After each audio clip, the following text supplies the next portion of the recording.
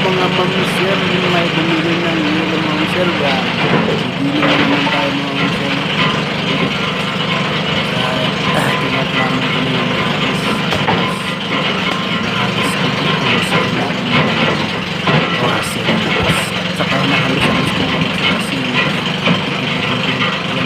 kinuha ko yung camera, nilipat ko mga sir. Tapos ng paghiling ko, yung pinakarga na namin. Pagkatapos yan, 3 crates yan mga sir, pinakarga namin. Ayan si Christine Jacob at saka ako yan. Oops. Mga sir, malapit lang ang video ko matapos. Pakipalo na lang at pakishare yung video ko kung nagustuhan nyo. At salamat sa panonood nyo and thank you for watching. I love you so much.